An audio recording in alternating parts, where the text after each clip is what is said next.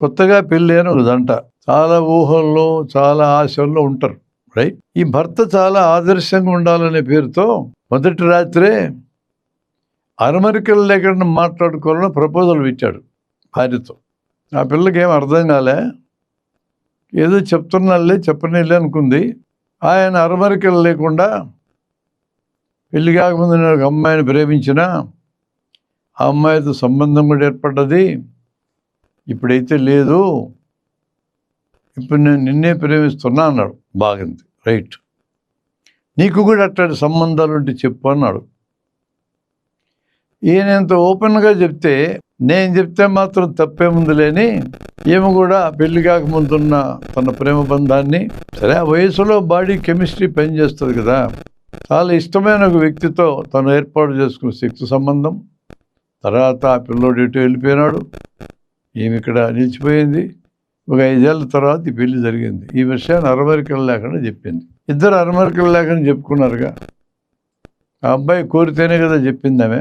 ఆ తరువాత ఆడు బతికున్నంత కాలం ఈ పిల్లని వేధిస్తానే ఉన్నాడు. నీకు వేరే వాళ్ళతో సంబంధం ఉంది. నువ్వు చెప్పమంటే చెప్పినాము కదయ్యా, నువ్వెందుకు అడిగాను?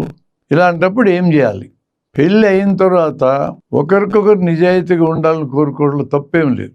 ప్రయత్నం చేయండి, ఇద్దరు పరస్పరం నిజాయితీగా ఉండాలని ప్రయత్నం చేయండి, ఉండండి.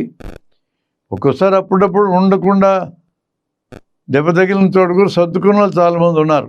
సరే, అది వాళ్ళ ఇష్టం. పెళ్ళి కాకముందు ఎవరితో ప్రేమలు ఉన్నావో, ఎవరితో సంబంధంలో ఉన్నావో, పెళ్ళి అయిన తర్వాత మీరు మాట్లాడుకోవడం అనవసరం. ఒకవేళ తెలిసినా నోరు మూసుకోవడం మంచిది. అమ్మాయిలకి సంబంధాలు ఉండకూడదని నువ్వు అంటున్నావు.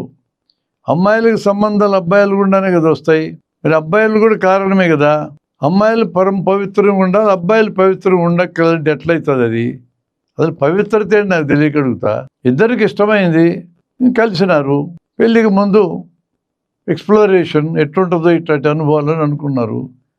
తప్పప్పుల్లోకి వెళ్ళడంలా యుగంలో జరుగుతున్నాయి అట్లా. పెళ్ళి అయిన తర్వాత మనం ఒకరికొకరు నిజాయితీగా ఉందాం అనుకున్నాం, క్లోజ్ అక్కడికి అయిపోయింది. ఇంక పాత ఏంది తవ్వుకోవాల్సిన పని, ఆమెకేంది నీకేంది? ఒకవేళ భవిష్యత్తులో మీకు ఎప్పుడైనా అట్లా తెలిసినా మెదలకండి, నిన్ను ఊరుకోండి, నోరు మూసుకొని, అంతే. అవన్నీ మాట్లాడుకోవద్దు. పురుషాధిక్య భావజాలం ఉన్న చోట ఏమవుతుందంటే, నాకెన్నైనా సంబంధాలు ఉండొచ్చు, నా భార్యకు ఉండకూడదు. ఎట్ట కుదురుతుందయ్యా? నీ భార్యకు ఉన్నాయంటేనే నీలాంటి మగవాళ్ళు ఉన్నారనే కదా అర్థం. మగవాళ్ళకు ఉన్నాయంటే అమ్మాయిలతో సంబంధాలు పెట్టుకుంటేనే కదా వస్తాయి.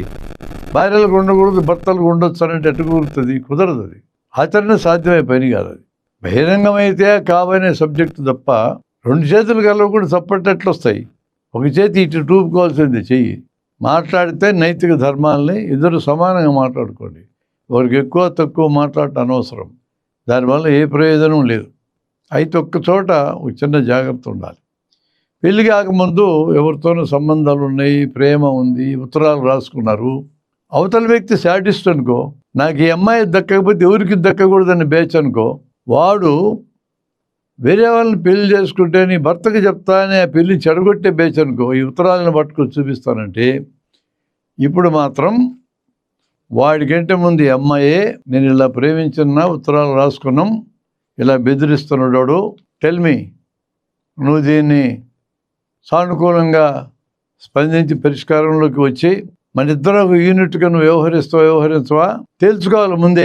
నేను అట్లా భరించలేనంటే ఈయన వదులుకోవడం మంచిది. ముందు వాడిని ఎటు వదులుకుంటాం, ఆ ఉత్తరాలు చూపించి బ్లాక్మెయిల్ చేసి ఎదవని ఎటు వదులుకుంటాం, ఈయన కూడా ఎదవ కింద సమగట్టు వదులుకోవాలా.